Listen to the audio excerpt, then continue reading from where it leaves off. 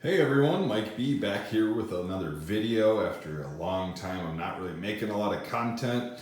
Figured I'd catch up as I got a bunch of projects around the new house done, so I had some time to frivolously spend some more money on guns and gun related things. So I figured I'll crank out a couple videos for you guys before I start getting very regular. I know you guys are wanting more content. So without further ado, here's my latest frivolous purchase, courtesy of Alden at the mosencrate.com, link in the description. You should definitely check him out. He has some great guns and he's getting newer stuff as well as older stuff, and it's just a great mix. I'm really liking it.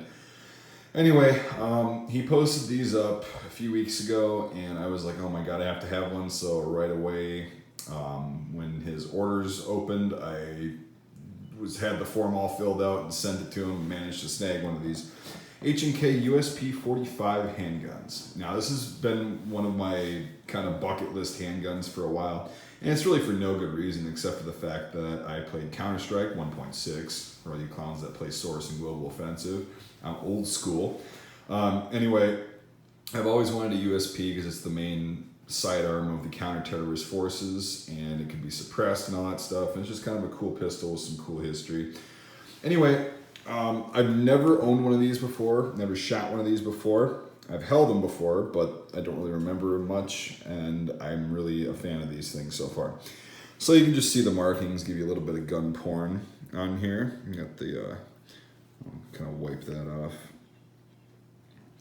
You got the acceptance mark, KF, which is the code for 1995 manufacture. So this is a first year manufacturer USP 45. That's when they started making the 45 ACP variant.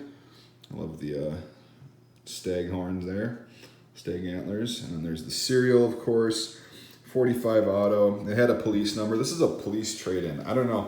It says on Wikipedia that only Maine State Police and somewhere in California, I think Santa Monica, had these, and that would make sense because these are really expensive handguns to buy brand new for a duty weapon, but hey, I'll take it. Got this for way less than the price of retail, or a used one for that matter. Just pretty common with Alden at the Mosencrate. He's got excellent prices, and this was no different. So anyway, I'm just kind of talk a little bit about it. It's got a really nice sight on it. It's very easy to pick up for me. It's on par actually with the Jericho 941P as far as being able to pick up your sight picture, and I'm doing it through a camera, but that's still pretty quick.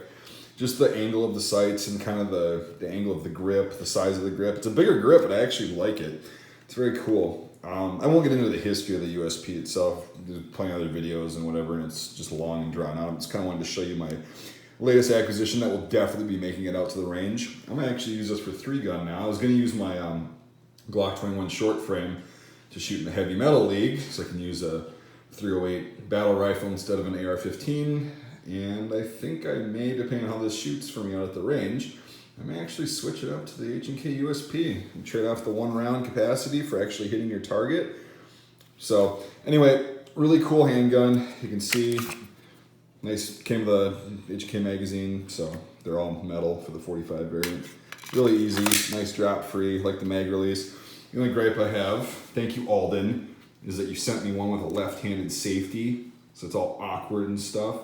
But that's easily fixed. I just have to get the actual part and switch it around. Because if I were to switch it around right now, the interrupter gets in the way and the letters would be upside down, so I'll just get a right-handed safety and pop this out. I already popped it apart and found out I couldn't switch it with this piece, but not a big deal. It does have the 1-2 safety, or not the detent plate, not the safety thing. It has the 1-2 detent plate, so you can use the safety as an actual decocker, as you can see. Weapon is clear. I know the magazine's in there, but the weapon's clear. So what's really cool about this is once I get it adjusted to be a right-handed safety, you actually have a decocker that works very well. It doesn't go all the way down, so you can actually use this in double action. So pretty safe handgun to carry. I mean, there was a lot of considerations that went into making this thing in the late 80s and early to mid 90s. At one point, it was considered one of the best handguns in the world. But it's a big, bulky handgun. I mean, it's a big boy. Eventually, I'll probably get a threaded barrel and a suppressor just because of the nostalgia of Counter-Strike. Slowly getting those guns in from the original Counter-Strike 1.6. But anyway, I just kind of wanted to share that with you with the H&K USP 45.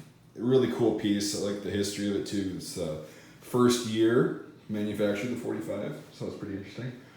Anyway, can't wait to get out and shoot this guy, and I bought a bunch of magazines for it, and of course it shoots 45, which I have no shortage of. Great gun. Let me know what you think, and I appreciate you watching. If you got any questions or anything, I'll try to answer them, but I'm not an expert on these as I just got it. Haven't really done a whole lot of research other than the fact that they're cool, they're heavy, and I shoot 45 ACP.